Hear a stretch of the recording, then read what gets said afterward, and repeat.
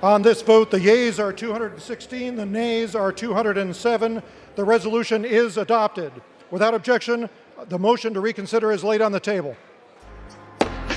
Ain't nothing changed, nothing new here to see. This ain't nothing but some political maneuvering. America. Welcome to the eulogy, eat it up. It's called political buffoonery. Hey there, everybody, and welcome to This Week in DUMBmocracy, where we showcase some of the dumbest newsmakers of the week. Attorney General Merrick Garland has been held in contempt of Congress after a vote that went basically down party lines. Now, the reasoning behind all this, in case you haven't been following, is that the Department of Justice is refusing to release the audio tape of the interview between President Joe Biden and Special Counsel Robert Hur that was conducted in connection with his investigation concerning the president, then vice president's, retention of certain classified documents that were kept in the University of Pennsylvania, in his garage. You remember the story, but the whole thing revolves around politics, right? The Republicans want to hear what Robert Hur heard when he concluded that Joe Biden couldn't be convicted of any of these alleged crimes concerning these documents, mainly because he would come off to a jury as a well-meaning old man with a bad memory. Basically, everything we've been talking about in many videos, including one this week, about Biden's feeble mind, feeble body, and all that. Well, the Republicans want to hear what the special counsel heard to come to their own conclusion as to whether or not the DOJ is actually acting in good faith here by refusing to bring these charges. But we all know this is about politics, right? We know this is about an election year, and I'm sure that Republicans want to hear Joe Biden sounding feeble in this interview. And they also want to see if the transcript that was created from this interview matches up to the audio that is heard. But you also know that the Democrats are fighting this not necessarily on principle, but to protect Joe Biden. Your Honor, I object! And why is that, Mr. Reed? Because it's devastating to my case! Overruled. Good call! We're going to get to one of those defenses by Jerry Nadler, and boy, are there some agenda gymnastics here. But before we get to all that, please subscribe to the channel, hit the notification bell so you don't miss any other shows. And if you like what you see and hear in this or any other video on this little political channel that I have created here, you guys know what to do. You got to smash that thumbs up button, like, comment, share the show with your friends, all that really, really good stuff, because all that's going to feed the YouTube algorithm. Yes, it must feed. As always, thank you guys so much for all that you do to get the word out about the channel. We're less than 20 subscribers away from 2,000, and it's all because of you. I want to get there really quick. I'm excited to announce all the things we're going to unveil on the channel after we reach that milestone. And all you newbies out there can make that happen by subscribing to this channel because you like this video. I hope it earns that subscription as we talk about the agenda gymnastics of this contempt resolution that the House just voted on yesterday. The House Rules Committee is sort of a special committee that a lot of people don't really understand how it works. It is responsible for the rules under which bills will be presented to the House of Representatives. And unlike most committees, which often deal with a specific area of policy, the Rules Committee deals with everything. They're sort of the gatekeeper to the floor of the House chambers. The committee is often considered one of the most powerful committees as it influences the introduction and process by which legislation passes through the House. So this Rules Committee hearing that was undertaken concerning the contempt resolution that came out of House Oversight concerning Merrick Garland and his refusal to release this audio interview was very contentious. On one side, you had James Comer and Harriet Hagerman. On the other side, you had Jamie Raskin and Jerry Nadler. Now, we're going to be focusing on Jerry Nadler here because, well, he's a well-known buffoon. And he's the one that's going to be speaking concerning the reasoning why the contempt resolution shouldn't go forth into the House. And watch the agenda gymnastics he tries to do here when all he's really thinking, I'm sure, is that we can't allow this interview to be released to anyone, the press, the House Republicans, anyone, because it will damage the president's reelection bid. Let's take a listen to what happened in this committee. The American people want to see those audio recordings in addition to the investigators in the House of Representatives. So I think that's a very important point to note. I'm sorry. Ranking Member Nadler, you had wanted to say something. Yes, I want to say a few things. The basic reason the department doesn't want, I think, the basic reason the department doesn't want to release the transcript is because they have good reason to believe that the Republican leadership on the Judiciary Committee would alter the transcript. That's a serious accusation. Do you have any proof? As they did with the Nina Jankowicz matter. She told us that in her deposition of April 2023, the Judiciary Committee altered, by cutting and pasting, altered the meaning of what she had said. And I assume that's the reason that the Justice Department doesn't want to release the transcript. I would also... Really? So you think the Justice Department knows so much about the proceedings of the House Republicans and how they copy and paste things that they're relying upon one instance when one progressive, Nina Jankowicz, claimed that that happened to her and her words were taken out of context? Really? I doubt the Department of Justice even has Nina Jankowicz's testimony on the radar at this point. They're concerned that this is Joe Biden. They're concerned that this is the president who would come off in a bad light because of the way that Special Counsel Hur set it up in his report, that he's going to sound like a feeble man with a feeble brain. All of this is smoke and mirrors from Nadler. To point out that, the Republicans are claiming that the DOJ waived the ability to claim executive privilege by producing the written transcripts. Legally, that's simply wrong. Audio recordings have distinct features and law enforcement uses. Release of audio would have a unique chilling effect on future DOJ investigations. By letting the truth out about the context of the interview, that's a problem. And by the way, this isn't just any investigation. This is an interview with the President of the United States. There is a public concern here about what he said and how he said it. Now, certainly, the committee has the transcript. We know what he said. But there are pauses in speaking that you can hear, the tenor of his voice that's important. The public has a right to know how their president responded to these questions, if indeed the special counsel put into his report that he comes off as a well-meaning old man with a bad memory. If he has a bad memory, there's evidence of that. Don't you think the American people should know that? In fact, let's make that the topic of the day here. Let me know your comments about whether or not you think the American people have the right to know not only what President Biden said in response to Special Counsel Hur's questions, but the manner in which he responded. Also, finding a waiver here would punish DOJ for cooperating with Congress. And I don't think we want to punish the DOJ for cooperating with Congress. I would also point out, contrary to some of the insinuations we heard from my two colleagues to my right, I'm sorry, God forbid to my left, my two colleagues to my right. Insert your own joke about Nadler not knowing his left from his right. That Mr. Hur, who was a Republican, who used to work for Bill Barr, conducted a thorough investigation and found there was no basis for charging the president with improper retention or mishandling of classified documents, whereas, of course, the special prosecutor has indicted former President, or got a grand jury to indict former President Trump for mishandling classified documents, and he will have to go to trial. So it's a world of difference, and we should not be... I'm going to interrupt you there. It is a world of difference because President Trump was president. These documents were procured when the Vice President Biden they were under his control. He did not have the same ability as the president to declassify and move these things. I'm not going to debate. Who you're hearing from now is Michael Burgess. I believe he's the chair of the Rules Committee.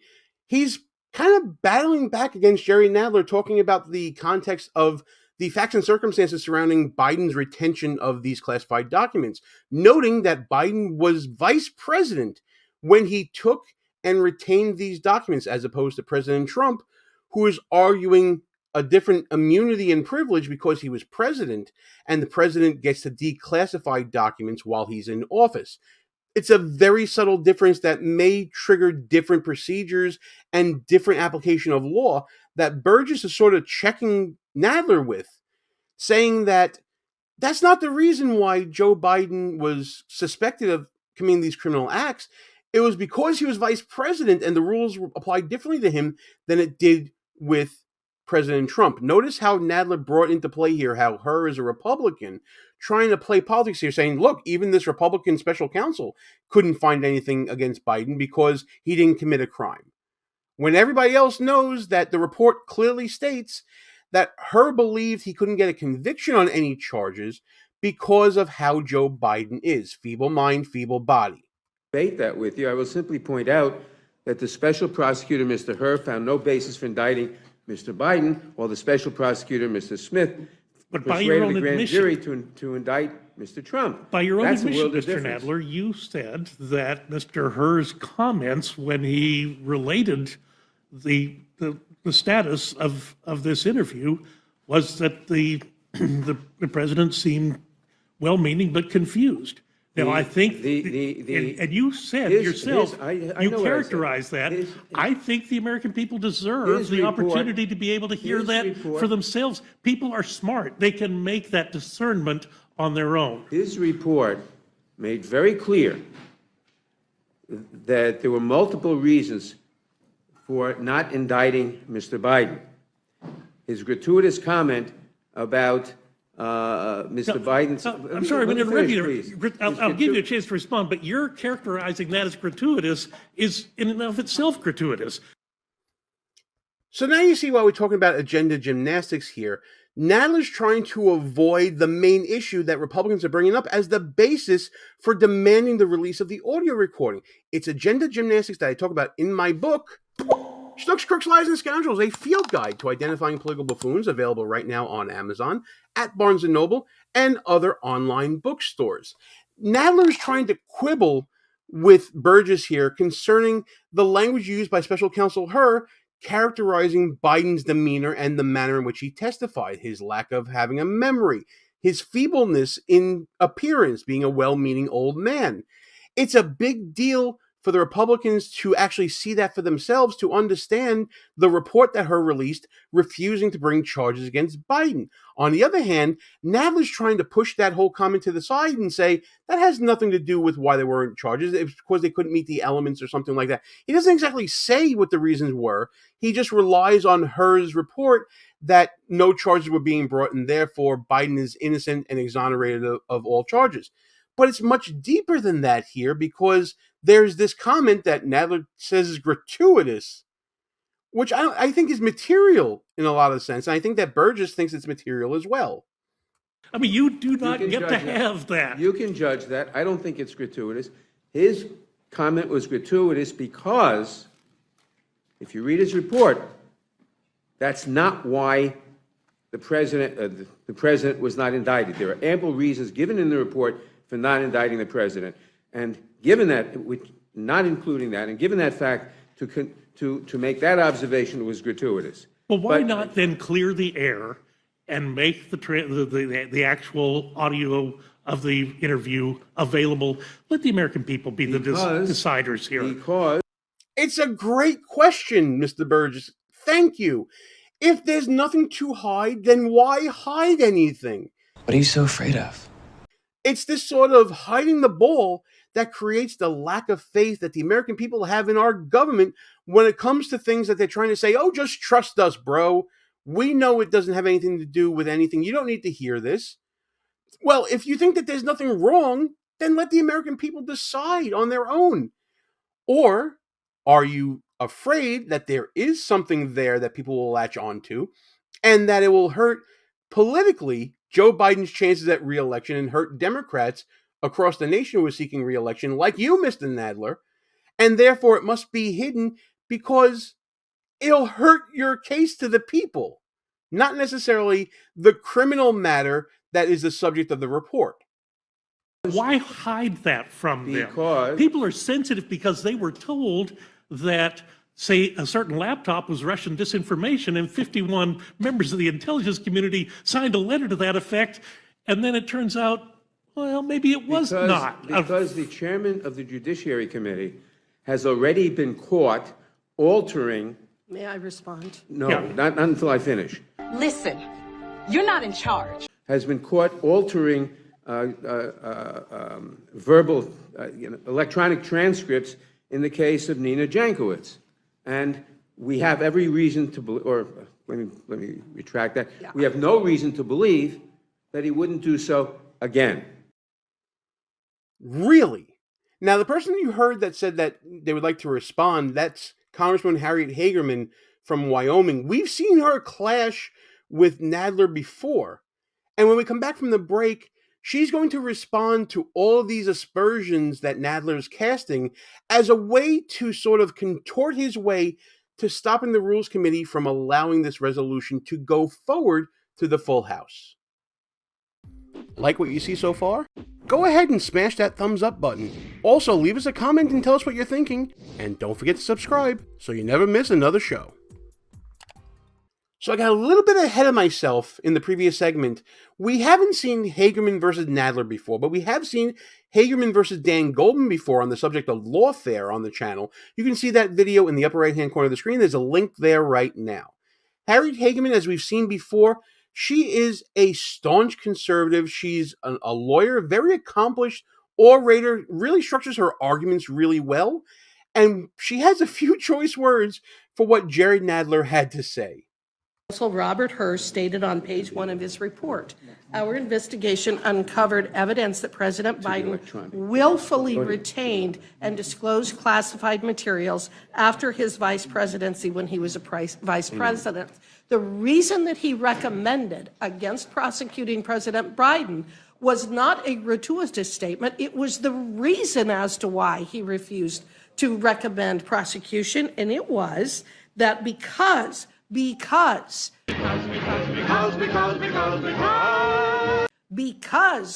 Biden is a, quote, sympathetic, well-meaning elderly man with a poor memory, Mr. Hur was concerned that a jury would not be willing to convict. Anyone who wants to see what Mr. Hur actually found and his explanation of what he did, you can go and you can watch the hearing before the Judiciary Committee. But one thing is very clear, and I will go back to it again. The folks on the other side of the aisle keep wanting to say the transcript and the audio are identical. There is no reason why, if you have the transcript, you're entitled to the audio. As a long practicing attorney, they are not the same thing. The audio is the best evidence of what he said, how he said it, the time that it took for him to say it, and in what ways they may have altered that transcript. And that's dead on accurate. A transcript basically takes down everything that is said, but what isn't taken down are head nods, movements of hands. The time it takes between question and answer is not noted in a transcript typically.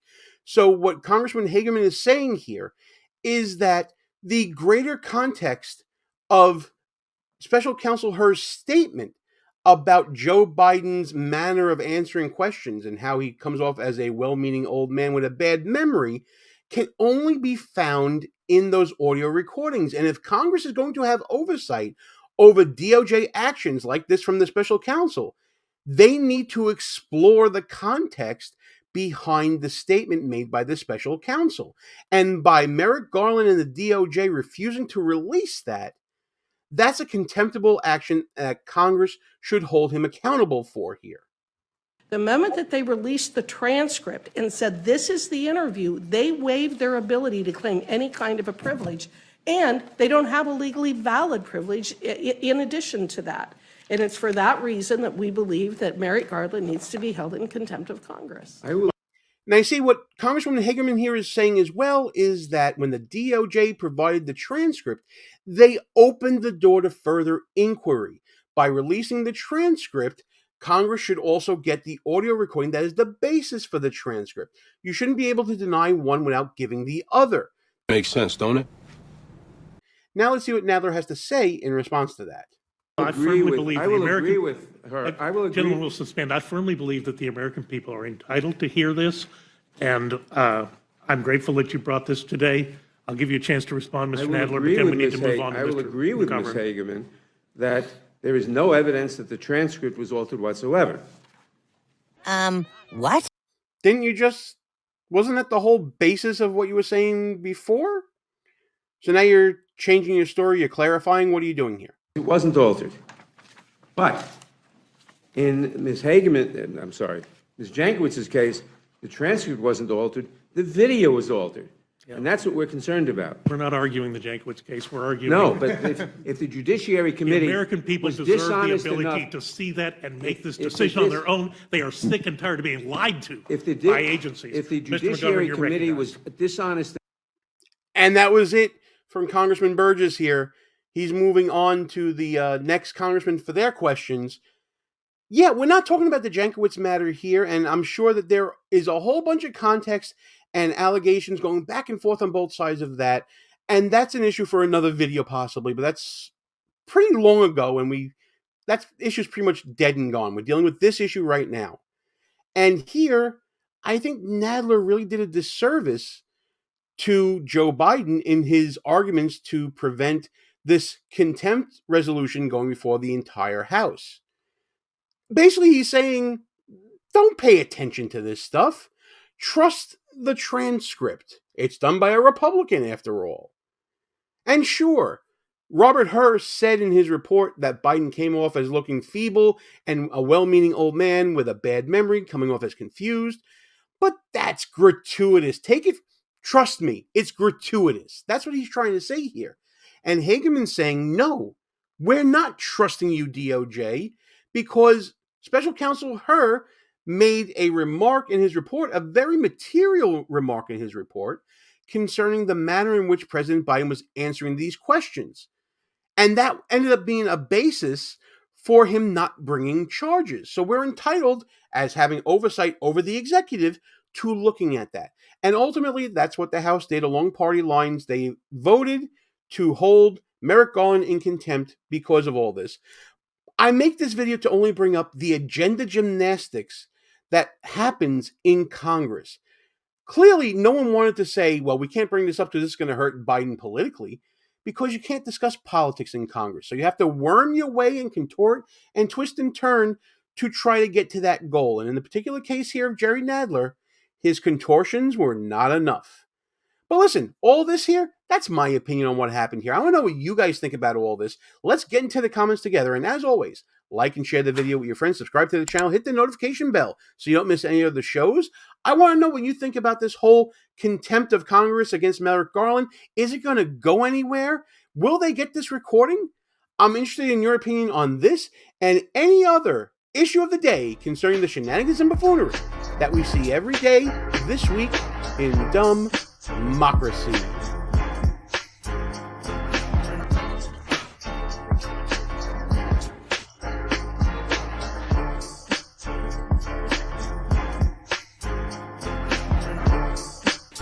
All views and opinions expressed here are not necessarily of the mainstream media and may offend some listeners. It's called political buffoonery.